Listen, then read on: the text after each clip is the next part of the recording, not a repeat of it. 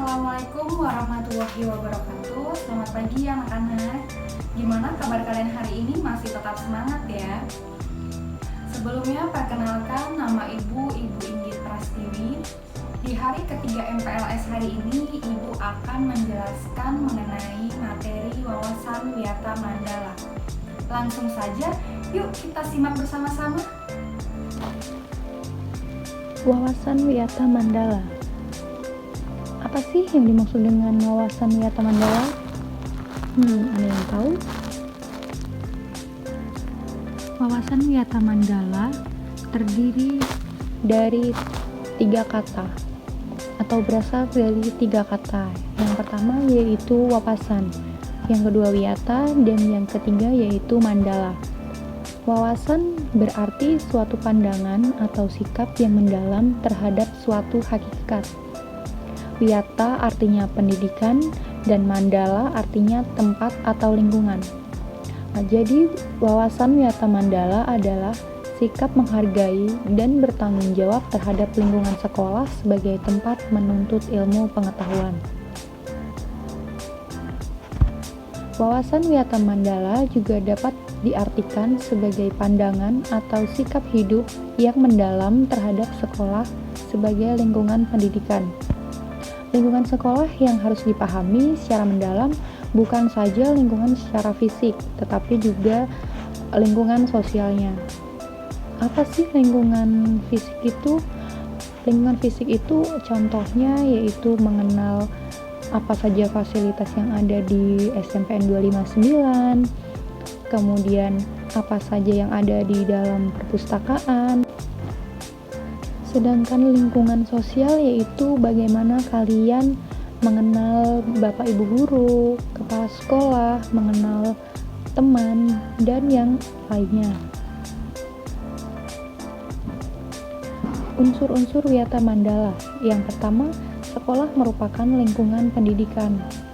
Yang kedua, kepala sekolah memiliki wewenang dan tanggung jawab penuh atas penyelenggaraan pendidikan dalam lingkungan sekolah. Yang ketiga, antara guru dan orang tua siswa harus ada saling pengertian dan kerjasama erat untuk mengemban tugas pendidikan. Ini menjadi tugas yang utama di era pembelajaran jarak jauh ini, karena semua pembelajaran dilakukan secara online. Tentu saja orang tua dan guru harus bekerja sama untuk mengarahkan peserta didik agar bisa mengikuti pembelajaran dengan baik. Kemudian yang keempat, warga sekolah di dalam maupun luar sekolah harus menjunjung tinggi martabat dan citra guru. Sekolah dan fungsinya. Sekolah merupakan tempat penyelenggaraan proses belajar mengajar, menanamkan dan mengembangkan berbagai nilai, ilmu pengetahuan, teknologi, dan keterampilan. Sekolah merupakan lembaga formal tempat berlangsungnya proses belajar mengajar untuk membina dan mengembangkan 1. Ilmu pengetahuan dan teknologi, 2. Pandangan hidup dan kepribadian, 3. Hubungan antara manusia dengan lingkungan atau manusia dengan Tuhannya, 4. Kemampuan berkarya. Proses seorang siswa untuk bisa memiliki wawasan wiyata Mandala harus melalui 3 tahap. Yang pertama yaitu mengetahui, yang kedua mengenal, dan yang ketiga adalah mencintai. Mengetahui yaitu maksudnya adalah mengetahui lingkungan fisik sekolah yang bisa dilihat dengan panca indera. Contohnya, mengetahui tempat ruang guru ada di mana, mengetahui perpustakaan ada di mana, dan sebagainya. Yang kedua yaitu mengenal. Letak sebuah lingkungan fisik, siswa harus mengenalnya, berarti memahami seluk-beluknya. Misalnya, setelah kalian mengetahui di mana letak perpustakaan, kalian juga harus mengenali isi dari perpustakaan tersebut. Apa aja sih yang ada di dalam perpustakaan? Dan bagaimana fungsi serta cara memanfaatkan koleksi yang ada di perpustakaan. Dan yang ketiga yaitu mencintai. Semua lingkungan yang ada di sekolah harus dicintai. Misalnya, sudah mengenal perpustakaan, perpustakaan tersebut harus dicintai dengan cara dimanfaatkan, dikunjungi, dan dijaga kebersihannya. Ingat, yang harus diketahui tidak hanya perpustakaan, tetapi seluruh lingkungan sekolah mulai dari halaman paling belakang, kelas, hingga gerbang sekolah. Namun, karena saat ini sedang dilaksanakan pembelajaran jarak jauh, siswa tidak bisa datang langsung ke sekolahan. Yang dapat dilakukan oleh siswa untuk mengenal, mengetahui, dan mencintai lingkungan sekolah dapat dilaksanakan melalui online. Contohnya, mencari tahu dari YouTube SMPN 259 atau melalui website SMPN 259. Apa aja sih yang ada di 259? Yuk cari tahu.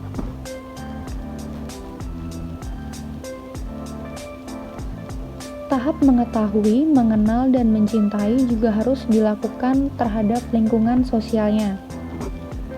Mengetahui guru, mengenal guru, kemudian mencintai guru, mengetahui namanya siapa, mengenal karakternya bagaimana, dan mencintai dalam wujud hormat dan patuh terhadap tugas yang diberikan. Walaupun tidak bisa ketemu langsung dengan guru, kalian harus bisa mengenal dan mengetahui dengan cara yang lain. Misalnya, berkomunikasi dengan guru mapel bila ada kesulitan tugas, komunikasi dengan wali kelas jika menghadapi kendala selama pembelajaran jarak jauh. Dari seringnya berkomunikasi secara tidak langsung, pasti akan lebih mengenal Bapak Ibu guru yang ada di SMPN 259. Begitu pula dengan teman-teman yang lain, walaupun tidak bisa bertemu secara langsung, setidaknya kalian bisa berkomunikasi melalui WA atau video call agar bisa mengenal teman-teman yang lainnya.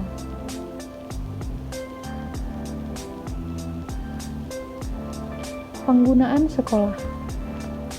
Sekolah sebagai suatu lembaga pendidikan yang diperuntukkan sebagai proses kegiatan belajar mengajar tidak diperbolehkan dijadikan sebagai tempat yang pertama, tidak boleh digunakan untuk promosi atau penjualan produk-produk perniagaan yang tidak berhubungan dengan pendidikan.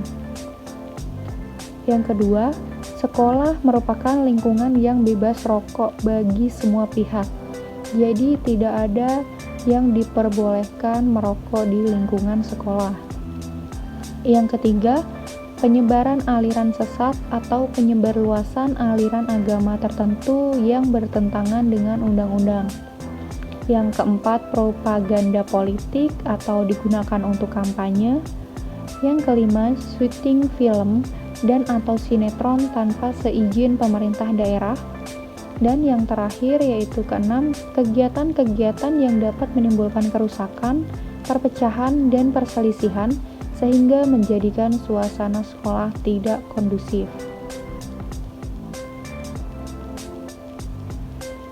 Peran siswa dalam wawasan Wiyata Mandala tidak hanya diwujudkan dalam bentuk pengetahuan yang ada dalam pikiran, tetapi wawasan Wiyata Mandala juga harus diwujudkan dalam perilaku sehari-hari di sekolah. Berikut adalah peran siswa yang telah memiliki wawasan Wiyata Mandala. Yang pertama, terhadap sekolah. Siswa harus menjaga kebersihan lingkungan sekolah, tidak boleh merusak fasilitas yang ada di sekolah, dan patuh terhadap tata tertib. Contoh yang bisa kalian lakukan selama pembelajaran jarak jauh, misalnya yaitu patuh terhadap tata tertib. Saat pembelajaran jarak jauh sudah dimulai nanti, kalian setiap harinya akan absen kehadiran kepada wali kelas sebelum jam 7, tidak boleh terlambat. Kemudian, peran siswa dalam wawasan Wiyata Mandala terhadap kepala sekolah dan guru. Setiap siswa harus hormat, patuh taat terhadap tugas yang diberikan oleh guru, bertegur sapa dengan guru secara sopan, menghormati selaku orang tua di sekolah.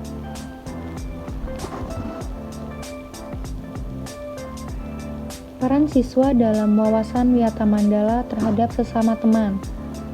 Saling menjaga, saling membantu jika kesulitan, saling mengingatkan jika melakukan kesalahan, tidak mengejek, dan tidak menyakiti hati sesama teman.